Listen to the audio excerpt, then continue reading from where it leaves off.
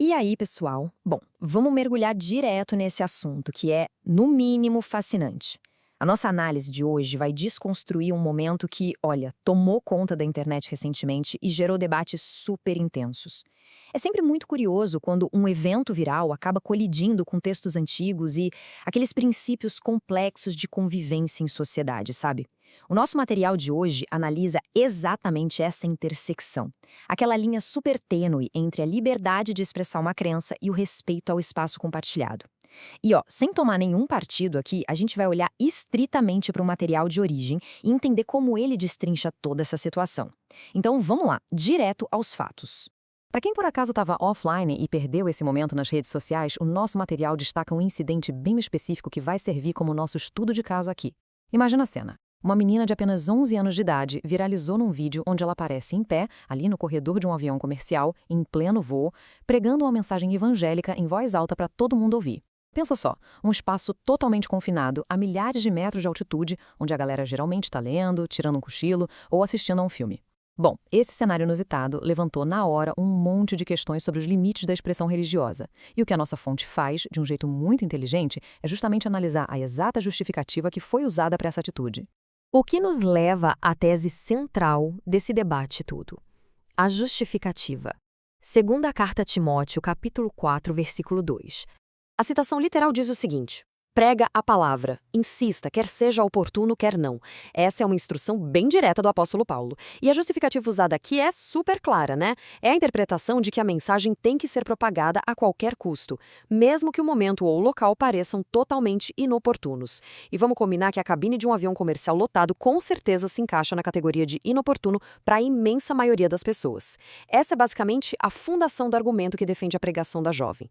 Mas a nossa fonte não para por aí, viu? Ela faz uma análise crítica bem profunda sobre como a gente aplica esse texto na prática. E é aqui que entra o contra-argumento imediato que o texto de origem traz. A análise afirma de forma super categórica que simplesmente citar esse versículo não serve como um passe livre, sabe? Não justifica sair gritando ou perturbando o silêncio e espaço pessoal de outras pessoas. O documento menciona explicitamente lugares como aviões, ônibus e ambientes públicos no geral. A lógica é que um espaço confinado, onde as pessoas literalmente não têm a opção de se levantar e ir embora, exige um nível completamente diferente de etiqueta social.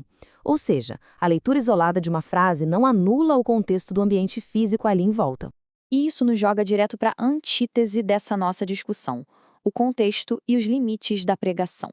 Olha só que interessante. O material ilustra brilhantemente uma tensão que existe dentro da própria instrução de Paulo. De um lado da balança, a gente tem a urgência, aquela ordem de evangelizar a tempo e fora de tempo, encorajando a ação nos momentos bons ou difíceis. Mas, do outro lado, e no mesmo versículo, ele termina exigindo paciência e ensino adequado. O autor da análise argumenta que é absolutamente impossível você conciliar paciência e ensino adequado com atitudes agressivas ou imposição goela abaixo. É um baita paradoxo, porque ensinar requer que quem está ouvindo tenha disposição, e a paciência é exatamente o oposto de forçar uma mensagem em quem só quer viajar em baixo. Expandindo um pouco mais essa ideia, o documento lista outros princípios que, dentro desse contexto bíblico, precisam obrigatoriamente andar de mãos dadas com a pregação. Estamos falando de sabedoria, respeito ao próximo, comportamento exemplar, além de calma e equilíbrio. O texto de origem faz questão de pontuar que logo ali, poucos versículos depois da passagem que a menina usou, o apóstolo Paulo instrui que as pessoas sejam calmas e equilibradas. Então, segundo a análise, causar confusão no meio da rua ou dentro de um avião, falar alto a ponto de ser desrespeitoso, bom, essa é uma linha que precisa ser respeitada para não violar esses princípios fundamentais exigidos pelo próprio livro que a pessoa está pregando, entende? E para amarrar tudo isso, o material traz um conceito guarda-chuva super importante para avaliar a situação toda: o princípio do amor. A essência bem pragmática desse argumento é que o famoso amor ao próximo não é só um sentimento bonito, é uma ação. Perturbar o descanso, o silêncio e a paz dos outros com gritos ou discursos que ninguém pediu tem, na verdade, um efeito reverso. Acaba afastando as pessoas da mensagem em vez de atraí-las.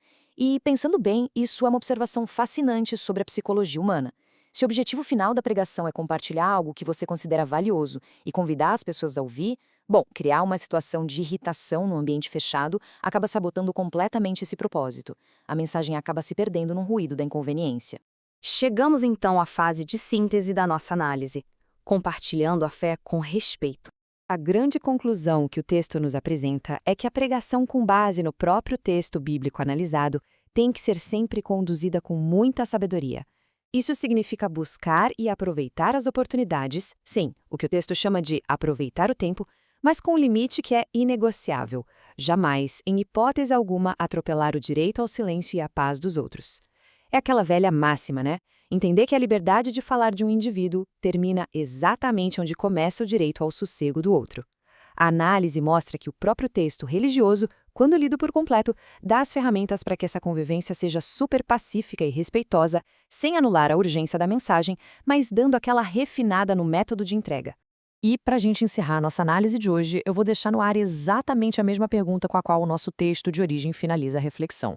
Como a fé pode ser partilhada de maneira mais conveniente e respeitosa? É uma pergunta provocativa, né? E ela vai muito além de um simples voo comercial de uma garotinha de 11 anos. É um convite real para a gente refletir sobre como a comunicação, a liberdade de expressão e a empatia precisam coexistir nos nossos espaços públicos do dia a dia. O que realmente significa ter sabedoria na hora de compartilhar aquilo em que a gente acredita. Fica aí essa reflexão para a gente continuar pensando. Um grande abraço e continuem questionando e aprendendo.